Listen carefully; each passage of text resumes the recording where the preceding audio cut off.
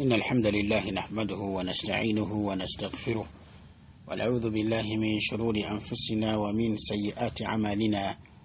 من يهده الله فلا مضل له ومن يضلل فلا هادي له، وأشهد أن لا إله إلا الله وحده لا شريك له، وأشهد أن محمدا عبده ورسوله. يا أيها الذين آمنوا اتقوا الله حق تقاته ولا تموتن إلا وأنتم مسلمون. يا أيها الناس اتقوا ربكم الذي خلقكم من نفس واحدة وخلق منها زوجها وبث منهما رجالا كثيرا ونساء، واتقوا الله الذي تساءلون به والأرحام إن الله كان عليكم رقيبا. يا أيها الذين آمنوا اتقوا الله وقولوا قولا سديدا يصلح لكم أعمالكم ويغفر لكم ذنوبكم، ومن يطع الله ورسوله فقد فاز فوزا عظيما. أما بعد، فإن أصدق الحديث كتاب الله عز وجل، وخير الهدي هدي محمد صلى الله عليه وسلم، وشر الأمور محدثاتها، وكل محدثة بدعة، وكل بدعة ضلالة، وكل ضلالة في النار. أولا بيتيبوا لبنيا بيتيبوا منا أكد كانوا كنيني أكيتيبوا بإذن الله تبارك وتعالى. السلام عليكم ورحمة الله وبركاته. بارك الله فيكم وجزاكم الله خير. tumaze akabanga nga situla bagana era nga situliziganya ku nsonga yaffe gye tutambuza olunaku ngo olwaliro biidhnillahi tabaraka wa taala, nga tunagenda mu bibuuzo byaffe biidhnillahi tabaraka wa taala. wa barakallahu fikum wa jazakumullahu khairan. sahihu fadaili al-a'mali, obulungi bw'emirimu obutuufu biidhnillahi tabaraka wa taala, era nga twatandika okutunuulira obulungi bw'ebintu 10 ebyobubumbwa. ebintu 10 ebyobubumbwa twatandika okubitunuulira biidhnillahi tabaraka wa taala obulungi bwabyo, era nga ebintu ebyo ebyobubumbwa sunatu babira sunan al-fitra, enkola oba ebintu ebyobubumbwa. sunan al-fitra fi al-islam, ebintu ebyo bitegeeza nti as-sifat allati fatara Allahu an-nasa 'alayha,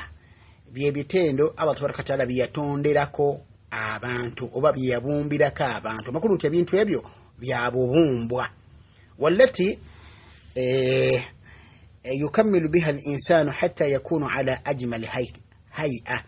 era nga ebintu ebyo omuntu byajjula nabyo mu buntu bwe n'asooka abeera ku ngeri erabika obulungi, oba ku mbeera erabika obulungi, oba mu ndabika erabika obulungi biidhnillahi tabaraka wa taala. era ng'ensonga ezo omubaka yazitugamba sallallahu alaihi wasallam, ng'era bwe twalaba hadithi ziri 2, waliwo hadithi eyogera 5, waliwo hadithi eyogera ebintu 10 biidhnillahi tabaraka wa taala. hadithi ezo zajja nga alfadhi oba riwayat nga weziri biidhnillahi tabaraka wa taala. ibn Umaru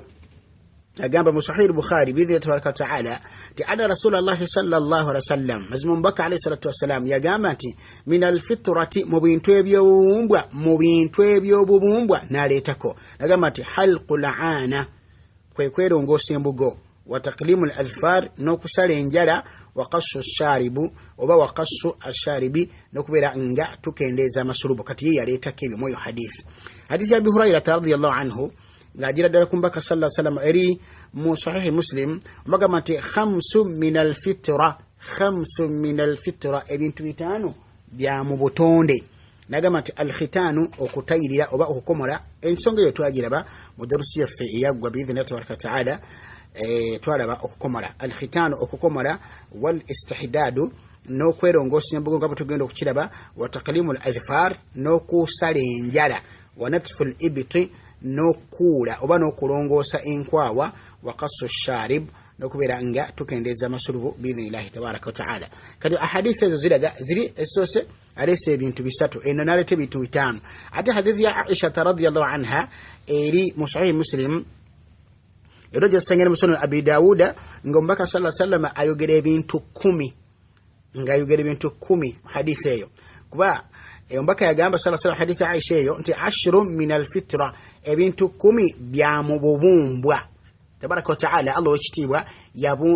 yabibumba nabyo ku bantu oba bintu bya mu bubumbwa. 10 min al-fitra, ebintu 10 bya mu enkola 10 oba enkola za mirundi 10 za mu bubumbwa obw'omuntu. nagamba kisoka nti qassu sharibi okendeza masulubu ekyo kimu wa ifa'u lihya nokuzi ekirevu ebyo bibiri wasiwaku n'okusenya ebyo bisatu wal istinshaqu alma n'okufesafesa amazzi mu nnyindo ebyo bina wa qassu alfari n'okendeza okusala enjala ebyo bitano wa ghaslu albarajimi n'okunaaza n'okulongoosa ennyingo z'engalo ebyo bimeka ebyo si bitano oba mukaaga wa natfu libiti ne okulongoosa enkwawa wa halqul ana ne okukola ki n'okusala embugo oba n'okulongoosa embugo wa tanqisu lma ay al istinja n'okugenda n'amazzi emanju nga tugenza okumala ekyetaago ekinene oba ekyetaago ekitono ebyo byonna bya mu bubumbwa wabarakallahu fikum jazakumullahu khairan nekisembayo rawi kyagamba nti yakyerabira naye nga asuubira nti kye antakuna almadmadatu kukubeera nda okunyumunguza amazzi mu kamwa oba okunaaza akamwa n'onyumunguza amazzi mu kamwa n'okukwata amazzi n'okateeka mu kamwa n'okakuba n'okanyumunguza bulungi nnyo wabarakallahu fikum jazakumullahu kati ebintu ebyo 10 wabarakallahu fikum jazakumullahu khairan bintu bya bubumbwa bwa muntu era omuntu yenna omulamu omuntu yenna atuukiridde obulungi bwe okubeera nga atuukiridde endabika y'obulungi ateekeddwa okutambulira n'okukola ensonga zino 10 n'aziteeka mu bulamu bwe biidhinillahi tabaraka wa taala darusi yaffe yagwa twalaba biidhinillahi tabaraka wa taala twalaba okukomola twakulaba biidhinillahi tabaraka wa taala era ne twogera ebigambo byali bingi ku nsonga eyo ne tulabira ddala nti ddala omuntu ng'omusajja omutuufu yandibadde ng'akola ki ng'akomola oba ng'atayirira biidhinillahi tabaraka wa taala olwa ensonga zetwawa ez'obubumbwa era ez'eddiini era ensonga eza biidhinillahi tabaraka wa taala ez'obuyonjo ensonga ezo ne tuziraba zonna biidhinillahi tabaraka olwaleero kyenjagala tukooneko biidhinillahi tabaraka wa taala mu bwangu ddala y'ensonga ya okubeera nga tukola ki y'ensonga ya tugenda kutunula ku okweyonja oba okusala okuyonja embugo n'okuyonja enkwawa mpozi n'okusala enjala biidhinillahi tabaraka wa taala ebintu ebyo bya mu busiraamu kyokka nga tetebulikoma mu busiraamu bwokka wabula nga ate kisooka bibeera nga biri wakati w'abafumbo mmwe abafumbo abali mu bufumbo biidhinillahi tabaraka wa taala ensonga zino zibakwatako nnyo nammwe abatali mu bufumbo zibakwatako nnyo kulwokubanga ensonga zino zireetera enswembi ku mubiri gw'omuntu omuntu olwabeera nga talongoosa mbugo nga talongoosa nkwawa nga tasala njala mwana wattu avaamu olusu olubi tavaamu kawoowo angaak'obuntu wabula avaamu olusu era bwakulinaana oba mu swala oba mu takisi oba wonna wemuli oba mutuddeko wemuli n'akulinaana n'atuuyana kubanga ebifo ebyo bifo bya kutuuyana omuntu ayinza okutambula n'atatuuyana eno yonna naye n'atuuyana enkwawa n'atuuyana embugo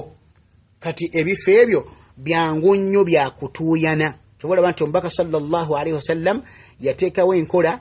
okubeera nga atuyigiriza butya bwe tuyinza okwerongoosa biidhinillahi tabaraka wa taala tusobole okubeera nga tuli ku ndabika esinga okubeera nga nnungi biidhinillahi tabaraka wa taala tegereka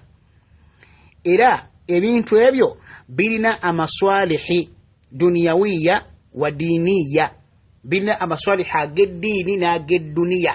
ag'eddiini nkiki omubaka sallallahu alaihi wasallam yatuyigiriza ne tuteeka mu nkola biidhinillahi tabaraka wa taala era nga ensonga zo zimanyikibwa bitatabu'i na kuzigoberera kuzinoonyerezaako ne tumanya nti omubaka sallallahu alaihi wasallam atugamba ki wano tyatugamba kweyo tusobole okubeera abayonjo nga tuyimiridde mu maaso g'ekitiibwa Allah tabaraka wa taala ate nga tuli ne mu mbeera zaffe eza bulijjo ng'abafumbo ng'okuwangalira mu society naki wahakadha ne tubeera nga mwana wattu ebintu ebyo tunga twerongoosa mu ngeri eyo olw'okweggyako enswembi ziri biidhinillahi tabaraka wa taala era n'okwawukanira ddala ku bantu abatali basiraamu abatali basiraamu si bayonjo ategedde oyinza obusanga nga embugo zonna zikutte oyinza obusanga nga enkwawa zonna zikutte enjala zonna bakoze enjala ne zikoma eyo ffe abasiraamu si bwe tuli lwaki kubanga bino ebintu bya bubumbwa otegedde enjala zibeeramu obulwadde bw'otalabanga kasi omuntu abeera nga tasala njala nze neewunya okulaba n'abasajja bamu nga balese enjala zaabwe nga zikula abakyala bennyini tibakkirizibwa kuza njala oli mindo okusimayo okuza ko kanaswi okuza ko kimere kino kigalo kisajja okuza ko lwo makati oli ono omusajja gwenda binne kwezo nga yaleka ko kanaswi ke yakuza ebyala byonna ekyala kyonna ekiwavu nkikomeri kiko kyonna kiri mu kasasiro kiddugadde agenda maaso nakuza wala hawla wala quwwata illa billah jukira omukono gwolisa olusi oba gwe weerongoosa nagwo kati okuzizza enjala ogende manju weerongoosa na mukono ogwo kati yako obuchafu ogenda buwonerawa era ogenda kuwangaala otya obuchafu tolina ngeri gyogenda buwona wa barakallahu fikum jazakumullahu khairan kati ombaka sallallahu alaihi wasallam tuyigiriza ensonga ezo nga mwana wattu nga tuteeke mu nkola ebintu by'obusiraamu n'okwekumira ku buyonjo kuba Allah agamba nti wasawwarakum fa ahsana suwarakum Allah subhanahu wa ta'ala yagamba nti Allah yabawa ebifaananyi ebirungi sawwarakum yabateeka mu bifaananyi ebirungi mu kubatonda wa fa ahsana suwarakum nalongoosa nalungiya endabika yammwe ebifaananyi byammwe kati mu kwerongoosa kuno mu kulongoosa embugo biidhina tabaraka wa ta'ala n'okulongoosa enkwawo n'okusala enjala byongera okubeera nga omuntu ekifaananyi kye kirongooka n'okukendeeza amasulubu tegereka bulego ekyo tujja kukiraba inshallah tabaraka kukendeeza amasulubu n'okuza ekirevu tujja kukiraba inshallah tabaraka ta'ala mu mwasomo mulamba kati bino biteekera ddala omuntu mu kwegamba mu kifaananyi kye kyennyini Allah kyagamba nti wasawwarakum Allah tabaraka wa ta'ala yabawa ebifaananyi byammwe ebirungi fa ahsana suwarakum n'abirongooseza ddala tegereka buluganda obeera nti omuntu almuhafadhatu ala hadhihi alkhisal omuntu bwe yeekuumira ku bintu bino ekkumi eby'obubumbo mbaka byatugamba sallallahu alaihi wasallam kiba kitegeeza nti kiba kikwataganira ddala nnyo ne Allah okuwa ekifaananyi kirungi n'okutonda tabaraka wa ta'ala mu ngeri esinga okubeera nga nnungi wa barakallahu fikum wa jazakumullahu khairan kati esookera ddala nti mu society gy'owangaalamu ojja kulabika bulungi mu mpunyayo mu mpangaalayo n'abantu tebajja kufunamu buzibu olaba mubaka sallallahu alaihi wasallam yagaana omuntu alidde obutungulu okuyingira mu muzikiti alidde katungulu chumu alidde obutungulu okuyingira mu muzikiti lwaki ajja kumalako abantu emirembe mubaka n'amugube mu muzikiti agenda asenya agenda anaabe tekedeke kati mbimbabi aula okubeera nti omuntu ombaka sallallahu alaihi wasallam atulagira okubeera nga tukola ki oba sunna mu mbeera ez'obutonde tutulina okwerongoosa embugo zaffe okwerongoosa embugo kitegeeza nti okuggyako enviiri eziri mu kifo ekyo eziri ku bwerere bwaffe ku mukyala n'omwami tubeere nga tuziggyako biidhinillahi tabaraka wa ta'ala wa barakallahu fikum jazakumullahu khairan tegereka buluganda hakaza kakati ebintu ebyo tibijjirawo ddala olusulu n'olubi olugenda okubeera nga lukutamisa abantu okuwangaala naawe kubanga buli nkwawa lwe zijjulamu enviiri ezo ne zituuyana la shakka nti oteekeddwa okuwunya obubi nabwe kiteera embugo kasita zikula n'oliziremezaako n'otazisala n'otazirongoosa era bw'otuuyana bugaba ebifo ebyo bituuyana nyo ate naddala ku bakyala Allah tusasire tabaraka wa ta'ala kati ovaamu olusu olubi noonyiza abaddu ba Allah tabaraka wa ta'ala ekitakkirizibwa kati weeyonje weerongoose embeera zijja kuba zijja kuteerera biidhina tabaraka wa ta'ala tegereka kati ate bwe tudda minahiyati hayati zawjiya minahiyati alhayati zawjiya mu ngeri bwe tudda ate mu ngeri y'obulamu bw'obufumbo ate kiyitirira ensonga ezo gwe omukyalo tuteekeddwa kubeera ku kaviiri na kaluna mu bifo ebyo naawe omwe era kibula omubaka sona tugamba nti ebifo ebyo tebisaana kukumibwa bonviirizaamu kumala nnaku 40 oba kusukka nnaku 40 okitegedde tebyandisaanye oba enviiri tuzandisanye kubeera mu bifo ebyo kusukka nnaku 40 mbaka batugamba sallallahu alaihi wasallam avanyi bajja ne batematema tennaku 40 mbaka sallallahu alaihi wasallam yategeeza nti tizoyina okumala wabula nti mulimu ekikula ky'abantu n'emibiri gy'abantu ng'enviiri ezo zikola mangu kati nga yeetagisa buli wiiki oba buli nnaku 3 oba buli walaba nga ate era oggwako n'emirembe abooluganda oggwako n'emirembe okubeera nga enviiri zikuli mu nkwawa zikuli mu mbugo nakino oggwako emirembe ya khirikaliya oba totereera kati mu ngeri yaffe ey'obufumbo mwana wattu embeera ezo tuzirongooseze ddala era obulamu bw'obufumbo naddala okwegatta mu nsonga zaffe ez'obufumbo zinyuma nnyo ng'ebifo ebyo biyonjo. Mujjukire amasala g'okunywegera ebifo ebyo bwe twali tusoma munika ndoza mujjukira twatuka ku masala ago gali masala ga kabi nnyo nabo bagawukanamu nnyo. Amasala g'okunywegera ebifo ebyo buli omu n'anywegera mu bifo bya munne ebyo. Olidi ne tugenda okwejjukiza nga twali bujulizi bugaana nsonga eyo naye wakweta balabagamba nti mubeere bayonjo mutuufu tebinywegerekeka nga byonna nga bikutte tebinywegerekeka nga bikutte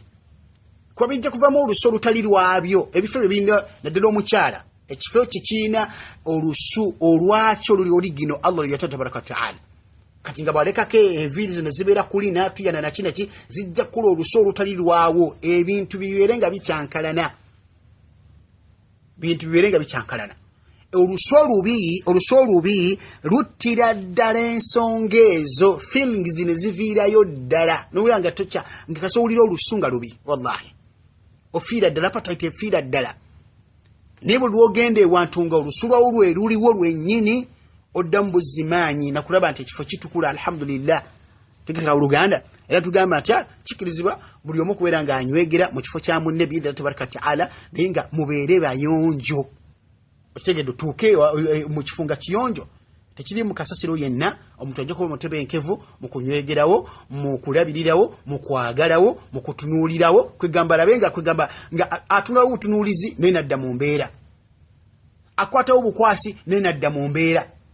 awulirawo obuwulizi nadda mu mbeera akawokaawo kennyini akaliwo kikamuteeka mu mbeera naye kasita awulira ebirala n'alaba ebirala n'awulira ebirala embeera ziba tizijja kutambula biidhina tabaraka taala. Olaba omubaka sallallahu alaihi wasallam hadithi enewuunyisa. Omubaka agamba sallallahu alaihi wasallam hadithi ya Jabir ibn Abdillah radiyallahu anhuma agamba nti kunna ma'a rasulillah sallallahu alaihi wasallam fi ghazatin agamba nti twali n'omubaka sallallahu alaihi wasallam nga tuli mu ntalo ba mu lutalo falamma qadimna al-Madina butakoma we Madina dhahabna linadkhul twagenda tuyingire mu Madina tugere tuyingire waka waffe. Omubaka n'agamba ti amhilu musoke mulindeko batuko obudde tebunnaziba musoke mulindeko okuyingira mu Madina tusoke tulindeko hatta nadkhula laylan kutusa tunayingira ekiro ayi isha'an tuyingire ekiro. Lwaki ombaka bagamba nti abantu bafe bategezebwe nti tukomawo tudde era bakimanyi tino tukomawo tujja kai tamtashita ash-sha'atha wa tastahidda al-mughiba. Ombaka bagamba sallallahu alaihi wasallam agamba nti okutusa bakyala baffe abantu baffe bubona alongoose waka wakaterezewo omwami yagenda kukomawo. Mbaka nagamba nti watastahidda al-mughiba nono omukyala bawa abadde taliiwo yeerongoose bawa musange nga yeerongoosezza embuga zirongoosezza enkwawa zirongoosezza enjala zirongoosezza asenyezza kwegamba yenna akomewo bakomewo ng'alaba kintu kipya ng'alaba kintu kirala. Mbaka bagamba sana topanuwa bupanuyi kugenda okomyewo oludde toliwo wekisibiri toliwo mwezi toliwo hakadha mukyala mutegereze nti nkomawo ate kati embeera zaano ka alhamdulillah kasimu ka WhatsApp ka message ti baby njija nkomawo biidha tabaraka ta'ala. Otegedde omukyala asobole okwembuka wegamba asobole okwerongoosa omukyala yeerongoose ategeke ewaka ebyadde tibiteredde abitereze akyuse ekitanda akyuse eddiiro nga alikyuse nga bwewalika oleme butalisanga bwotyo wahakadha tigereka naye kennyini ombaka kyagamba sallallahu alaihi wasallam kati ensonga ezo mu mbeera zaffe ez'ekifumbo mbeera mwana wattu zigenda wala nnyo obwetaavu bw'okulongoosa embeera ezo biidhnillahi tabaraka wa ta'ala. Olwokubanga nembimu kubirimu nti lwaki twekeddwa okubeera nga tulongoose embuga ezo kasita enviiri ezo ziyitirira zireeta obutali butebenkevu ne zireeta okwekwata kw'ebifo ebyo. Okitegedde era nga nemugenda mu nsonga z'obufumbo mwandifuna obuzibu naddala obwerere bw'omwami busobola okufuna obuzibu n'okufunako engeri ya cracks nga nviiri ezo zezirireese. Jukira mulimu abantu abalina enviiri nga zikaluba mu bifo ebyo nga ziringa enviiri zino z'okumutwe nga zikalubira ddala. Okitegedde kati nga bwe ziba nga omuntu tazijjewo na kuzirongoosa ziyinza okukosa mwana mulenzi n'akola ki n'akosebwa. Okitegedde ate mwana mulenzi bw'akosebwa ng'ayingira ne mwana muwala bajja kukosebwa eri munda. Kati ebintu ebyo birimu okwegendereza ya akhiri kali barakallahu fikum jazakumullahu khairan. okige litide ebifo okukwatira ddala so singa temujjukire nti omukyala enviiri ezo zigenda ddala paka eri munda odi kati aba ina kubeera nga azirongoseza ddala biidhni tabaraka taala ekifo kibeera nga kirungi ekifo kibeera nga ekkubo alirongoseza ddala biidhni tabaraka taala olw'obutafuna buzibu obwo biidhni tabaraka taala wa in kana ntikalira enviiri ezo okumera mu bifo ebyo Allah mulimu ebigendererwa by'amaanyi okuva mu bifo ebyo nga bigumu okubikuuma nga biramu naye ate tekyetaagisa kuyitirira kubeera nga enviiri ezo zibeerako wabula nti oziggyako ne ziddamu ne zimera oti nabuno obumera buno obutandika okumera nabo bulungi gyo mu kaseera k'okubeera nga kukola ki okwegatta mu nsonga ezo biidhnillahi tabaraka wataala kati embira nyingi Allah yatutonda nga kwegamba bihikmatin baligha wallahi era Allah azza wajalla talina kyatuleetera okujjako bihikmatin baligha nebigendererwa ebya waggulu Allah yebyamanyi tabaraka wadde nga ffe tetubimanyi tekera Buluganda kati omuntu enjala yakhi lwaki obeera n'enjala kati nga gwe omukyala nobeera n'enjala gwe omusajja nobeera n'enjala lwaki enjala zibeera mu kasasiro olina okubeera nga engalo zo zonna nnungi mundu wanasobola okunywegera engalo ezo bazinywegera omukyala engalo bazinywegera kannasi nakakata n'akanywegera nodda mu mbeera naye omwami n'okwata kannasi k'omukyala n'okanywegera nadda mu mbeera naye kati ojjudde enjala zijjudde kasasiro najjawo apataite kunywegera ku ngalo zo engalo nazo ate nga neetaaga okuzinywegera kubanga njagala kuteeka mu mbeera nawe oyagala onteeke mu mbeera nina okunywegera buli wamu kati olina okubeera nga embeera zonna oli mulamu oli muyonjo oli bulungi biidhni tabaraka taala n'olusengo eyo barakallahu fikum jazakumullahu khairan ensonga zaabo siramu fitra ensonga zaabo bumbwa era nga omuntu okubeera omujjuvu omuntu okubeera omuyonjo omuntu okubeera nga mulungi ateekeddwa okuba nga ebintu by'obubumbu ebyo abitadde mu bulamu bwe biidhnillahi tabaraka wataala wa barakallahu fikum jazakumullahu khairan tubeere bayonjo ebbanga lyonna lwetujja okusanyuka oba lwetujja okusanyusigana mu mbeera zaffe ez'obufumbo ate nga si mbeera za bufumbo zokka wabula nti tujja kufuna n'empeera mu maaso g'owekitiibwa Allah tabaraka taala kubanga tujja kuba tusizza ebyobubumbwa mu bulamu bwaffe omubaka sallallahu alaihi wasallam byatukola ki byatuyigiriza alayhi salatu wassalaam wa barakallahu fikum jazakumullahu khairan nsubira ti ebigambo bingi naye tutujja kusukkakaawo nsobola ekitiibwa Allah tabaraka taala atuwa obulungi bw'ensonga ezo bannange tusale enjala bannange tusale embugo bannange tusale tulongose enkwawa nga n'okulongoosa embugo mwana wattu tulongoosa najjirita oba nakyo kyonna kisobola okulongoosa nakyo byetapeka kubanga omubaka sala sallama beerongoosa mu kaseera ako najjirita byo bya al istihdad tukulongoosa na kyuma oba kulongoosa na kyuma naki hakadha biidhnillahi tabaraka taala wa barakallahu fikum amma enkwawa osobola ozikuula obukuuzi era mbaka yagamba nti natful ebiti kuzikuula oba tosobodde kuzikuula osobola era okozesa ekintu kyonna kati nga akajirita nga bushevazi akajirita oba engeri yonna gy'osobola okwerongoosamu biidhnillahi tabaraka taala barakallahu fikum jazakumullahu khair wassalamu alaikum warahmatullahi wabarakatuh